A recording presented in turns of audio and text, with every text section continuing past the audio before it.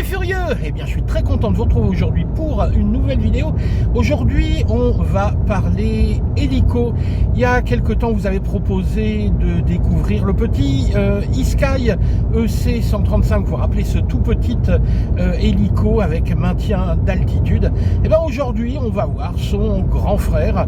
En effet, Yuxiang a sorti ce EC135 en version 30 cm, donc un hélico un petit peu plus massif et surtout beaucoup plus performant, vous allez le voir. D'ailleurs, cet hélico a été également sorti, mais exactement le même, par eShine. Le nôtre est jaune, le leur est rouge, mais c'est exactement le même produit. Donc dans cette vidéo, on va découvrir un petit peu ce qu'il y a à l'intérieur de la boîte de cet hélico, et puis surtout, on va aller le faire voler. D'ailleurs, j'y vais tout de suite. Allez, bonne vidéo. Voilà notre F06 Yuxiang. Avant de débuter cette petite revue technique, je voudrais surtout remercier notre contact Ben de chez RC Going, le remercier pour la confiance qu'il nous témoigne et surtout nous avoir laissé la possibilité de piloter un petit peu le site RC Going France. Bref, un partenariat sympa. Voilà, je ferme la parenthèse, on va s'intéresser à l'hélicoptère tout d'abord.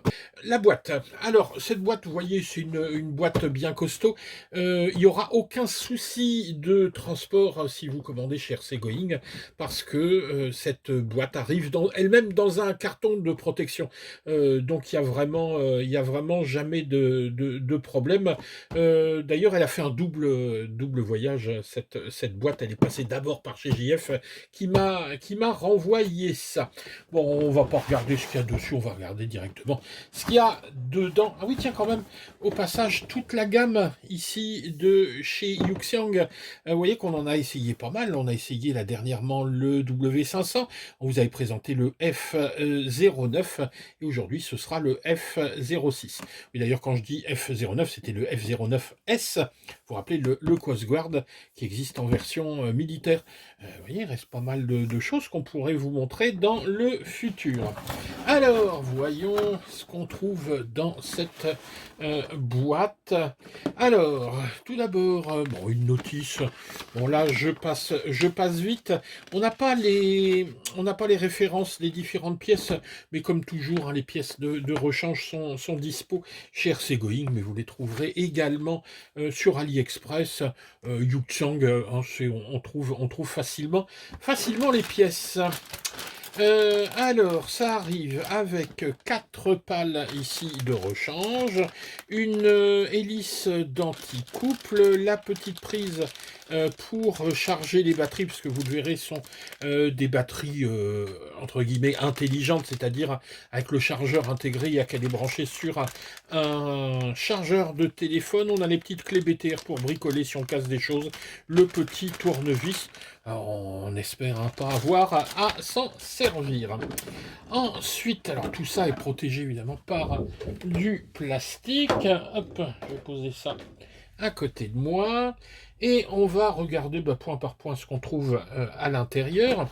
Alors, tout d'abord, la radiocommande. Ici, alors... elle est un petit peu cheap, hein, la radiocommande, faut bien le reconnaître. Bon, mais je verrai un petit peu après si on peut pas commander cet appareil avec la Radio Master. Je vais regarder un petit peu le protocole.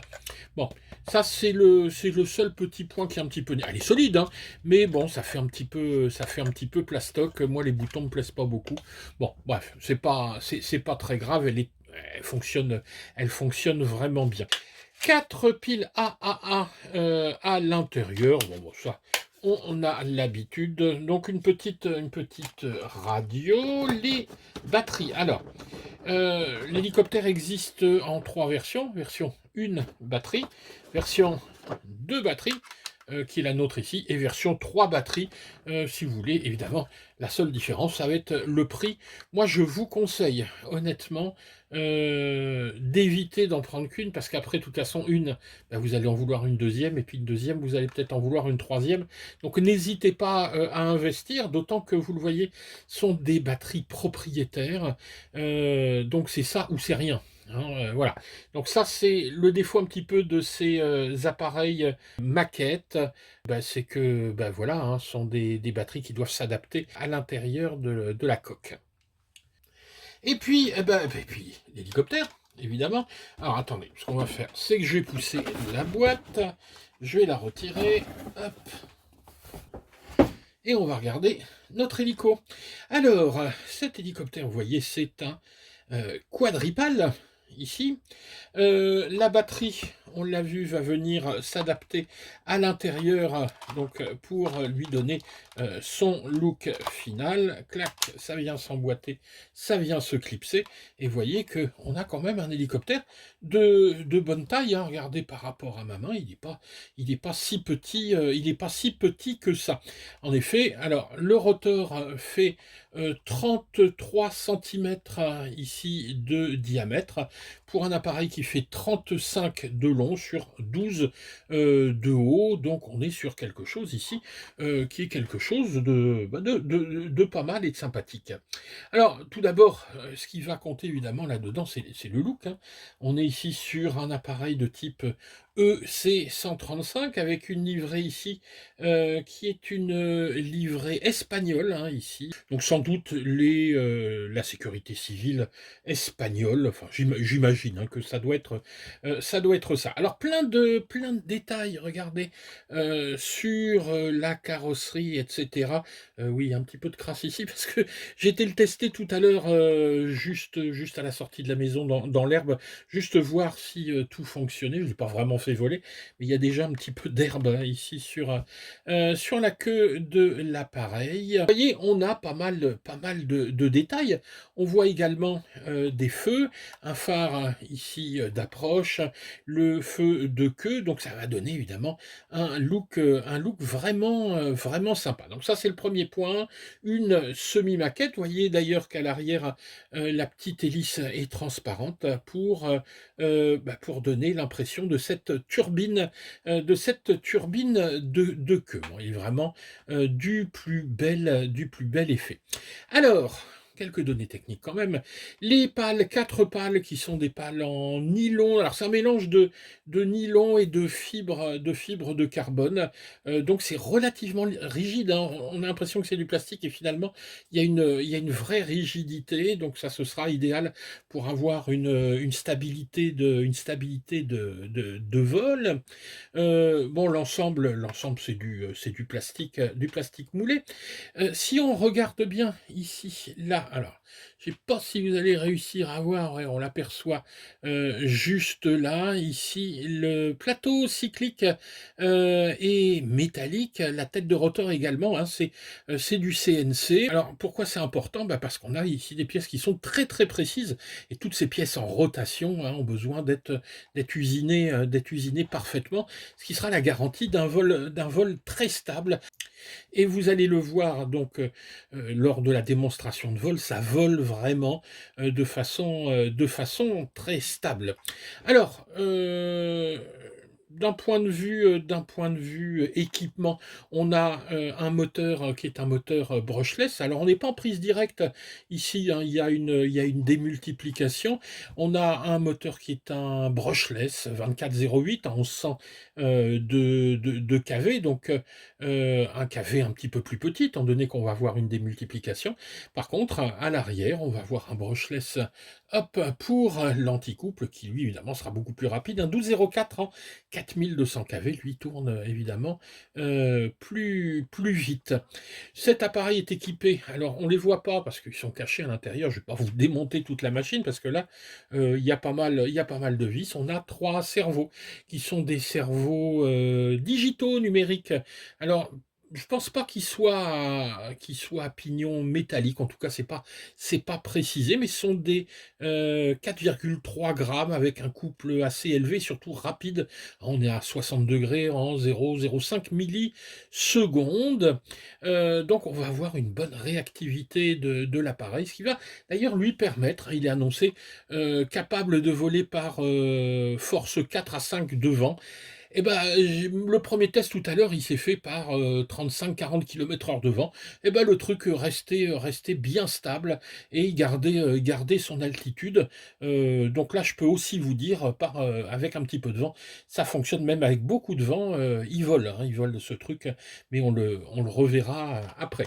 Un appareil qui vole en mode stabilisé grâce à un gyro qui est un gyro 6 axes, donc ce qui va lui donner évidemment, hein, je le redis, beaucoup de stabilité dans le vol. Un maintien d'altitude permis grâce à un capteur optique, mais également un capteur de pression. Donc il va maintenir son altitude. Ça fonctionne jusqu'à 8 mètres, hein, c'est annoncé jusqu'à fonctionner jusqu'à 8 mètres d'altitude. 8 mètres d'altitude, c'est le dessus de votre maison, hein. Donc votre maison a fait 7-8 mètres de haut. Donc vous imaginez, donc ça peut rester stable jusqu'à cette altitude-là.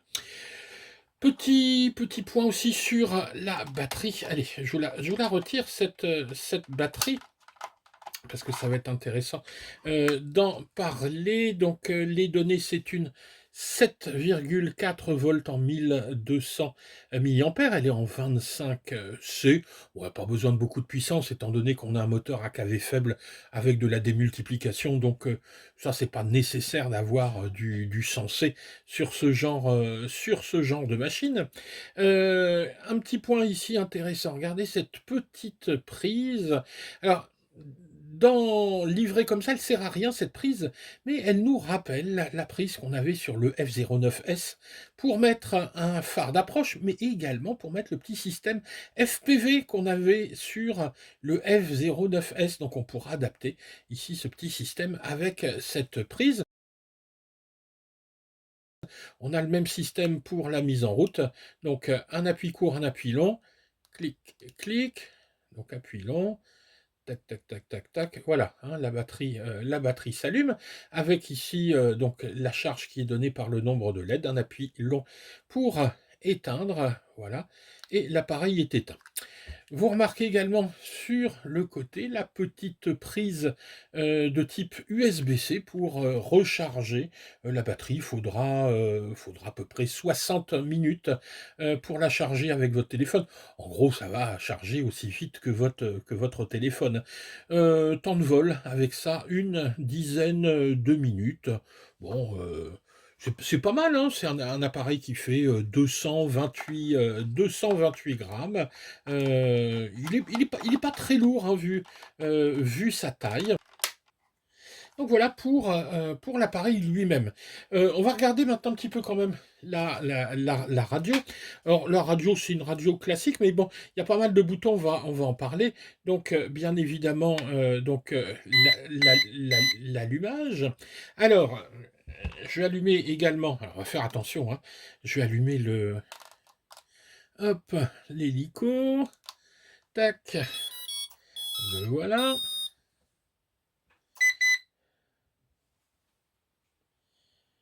Donc les petits phares allumés, je coupe un petit peu la lumière, hein, pour les voir. Donc on a le feu à l'avant, on a un petit phare vert, le petit phare de queue.